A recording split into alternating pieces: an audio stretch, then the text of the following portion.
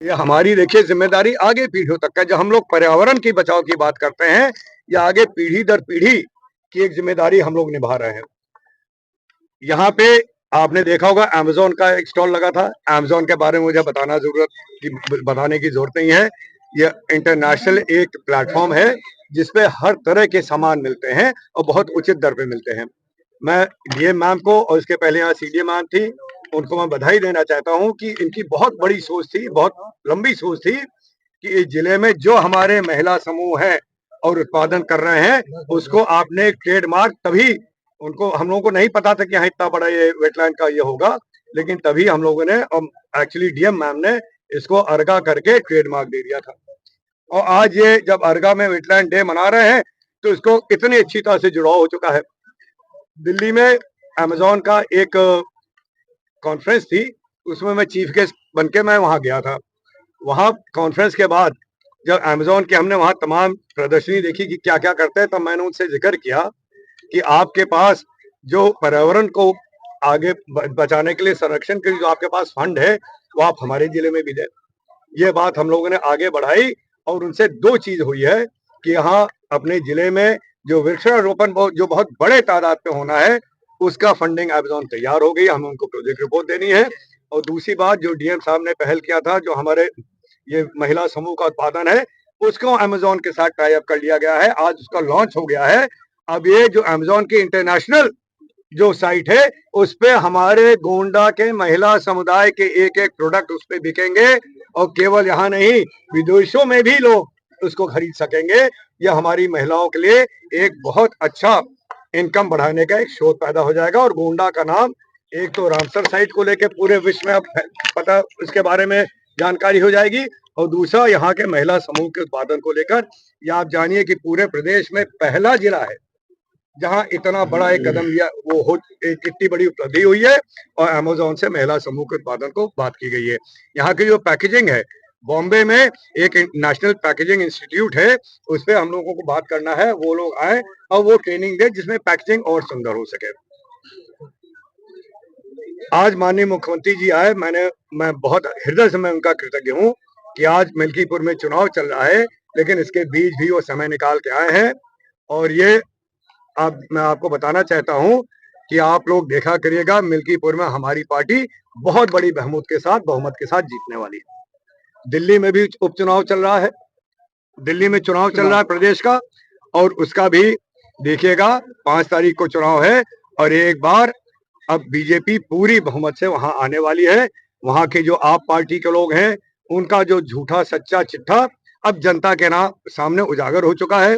जो ऐसे लोग जो कहते थे मैं अगर मुख्यमंत्री बन गया तो वहां अपना सरकारी आवास नहीं छोड़ूंगा, उन्होंने 6-6 प्लॉट कब्जा कर उसको एक आलीशान महल बनाया है। ये सब जनता के सामने उजागर हो चुका है। आज की देश में माननीय प्रधानमंत्री जी के नेतृत्व में हम लोगों ने और यहाँ देश की जनता ने देख लिया है कि कौन देश को आगे बढ़ाने के लिए काम कर रहा है और कौन केवल इस देश की जो आय है, इनकम है, जो जनता के मेहनत मजदूरी से जो यहाँ पर खजाना जाता है, उसको लूटने का कौन काम कर रहा है। आजकल आप लोगों के आशीर्वाद से, यहाँ की जनता की आशीर्वाद से और माननीय प्रधानमंत्री जी के आशीर्वाद से आज मुझे देश विदेश एक्सटर्नल अफेयर्स ये स्टेट मिनिस्टर के रूप में जाने को मिलता है। और मैं आपको बताना चाहता हूँ कि हर देश में जहां भी मैं जाता हूँ, चाहे वो आपके डेवलप्ड कंट्रीज हो, यूरोप के कंट्रीज हो, अफ्रीका हो, आपका मलेशिया हो,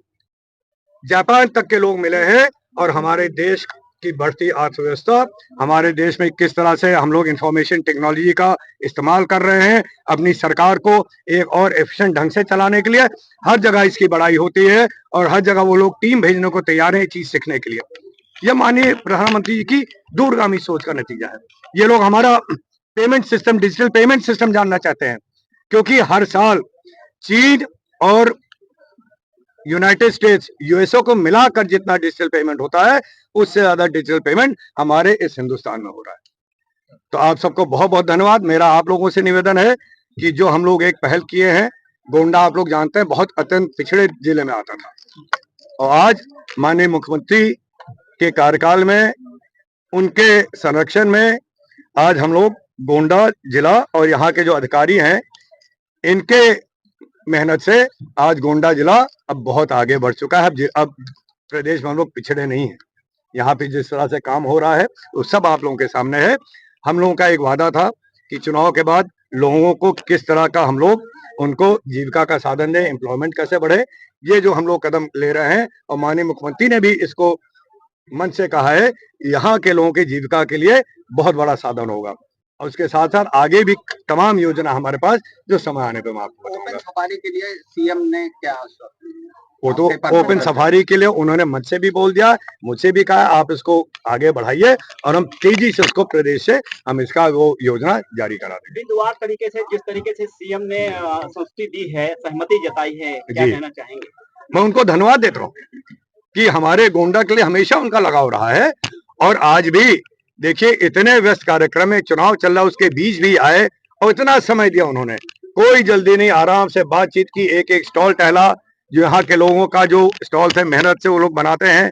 एक एक चीज को देखा, समझा और आराम से बैठ के गए हैं। मैं उनको हृदय से धन्यवाद देता हूँ कि गोंडा के लिए इसी तरह उनकी असीम कृपा जैसे बनी है ऐसी हमेशा बनी। गोंडा की तस्वीर के साथ तस्वीर भी बदल जाएगी जी, बदल जाएगी नहीं, आप देख रहे हैं मेडिकल कॉलेज, 3-3 ओवरब्रिज, 2 ब्रिज और बन रहा है, हर चीज का काम हो रहा और बदल रही है और बहुत तेजी से और बदल जाएगी।